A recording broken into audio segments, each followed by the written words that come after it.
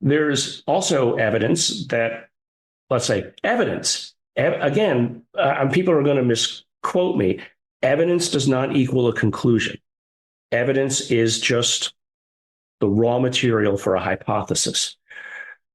There's evidence that whatever it is that we're dealing with does not all comport to a common command structure. It's not one thing. It seems to be many things. Many things that might be in tension with each other. Think of, in the crudest sense, the colonial powers of the 16 and 1700s, England, Spain, France, the Netherlands, Portugal, all fighting with each other for the raw materials of the planet. Now, I'm not saying that we're raw materials. Planet Earth is such, and that we're being fought over by other things, but that these things seem to be not happy with each other. At least there's evidence of that. According to a new Harvard study, aliens might be living among us right here on Earth, disguised as humans. And all the UFO sightings we hear about, those are just spaceships from other planets coming to visit their alien friends here on Earth. So who are these aliens living among us? They're called crypto-terrestrials. They're highly advanced, incredibly deceptive, and they're capable of hiding in plain sight.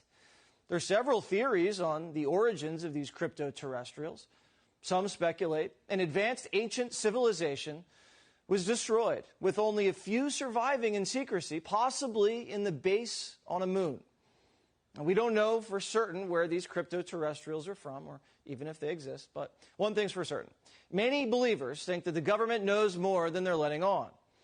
A Pentagon official came forward this week revealing their 7-minute encounter with a glowing turquoise UFO, which gave off enough energy to power a city. That official isn't alone. More UFO whistleblowers are breaking their silence and exposing what they've seen. Watch. Oh my gosh. They're all going against the wind. The wind's 120 knots from the west.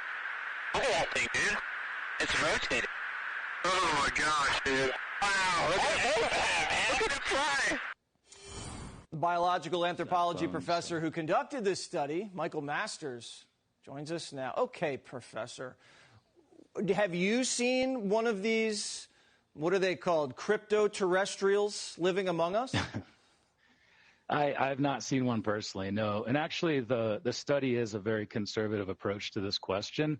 As you did a great job highlighting in your intro piece there, this is a real phenomenon, and we need to take it seriously, and we need to start asking the questions about what are they, who are they, where are they coming from, potentially when are they coming from, and even could they have set up shop here on Earth in the past and be living amongst us? Wow, you say it's a real phenomenon. How do we know it's a real phenomenon?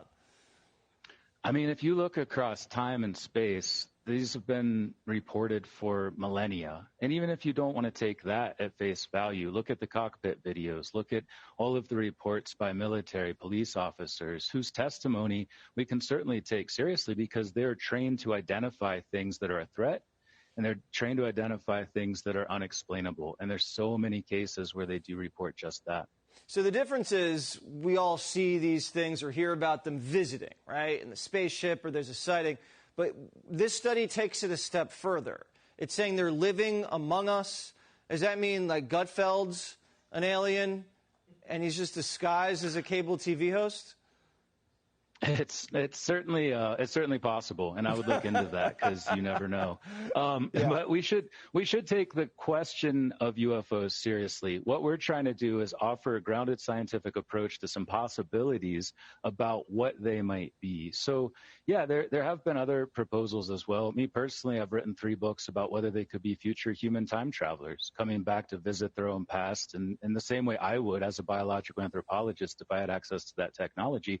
And that is one of the possibilities we include in this paper as well. Oh, I would do that too. I'd go back in time. I'd play high school football all over again, and I'd do so much better. and you know what the other team's going to do because you're from the future. I'd pick off every pass. Yeah. It'd be great. All right, Michael Masters, thank you again. I got to research some of your studies a little further. Have a great weekend. I mean, it was funny. I was walking my dog this morning, playing with them in the front yard, and thinking about this exact matter. In fact, thinking I'm dealing with stuff that they couldn't even possibly understand. I have a perception of things that they don't possibly have. You go even further down to ants. Ants can't possibly understand TikTok. Right. They couldn't even, the concepts are just, and they don't even have a sensory apparatus to see the world that we do.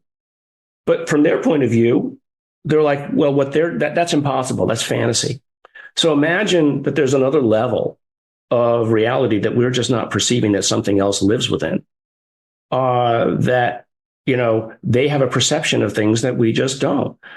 Half the country actually, unrelated to UAP, believes that religion, right? Yeah. Catholicism, you name your religion, they believe that there's a level of reality where souls go that is different than the reality that we live in. So that doesn't mean that this is a religion. It just means that people have already formulated structures of how the universe might be operating, where there are levels of intelligences that could have a perception of things that we don't understand. And so, just think about it in that way, that there is, that maybe there's ways of transmitting information up in some, to use for lack of a better word, a quantum realm or another dimensional aspect that we don't appreciate, that somebody else 1,000 years from now, 1,000,000 years from now, would understand how to operate. I mean, just 100, 200 years ago, nobody could possibly understand that I could pick up this little black box here and have a conversation with somebody on the other side of the planet. Yeah. Video or voice. Just by pointing of,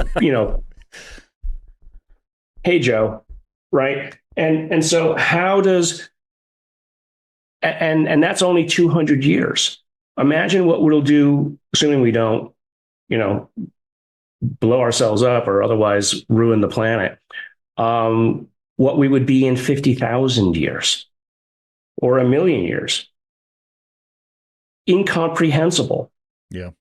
The angels and demons of the Bible are real. They are the extraterrestrial time travelers.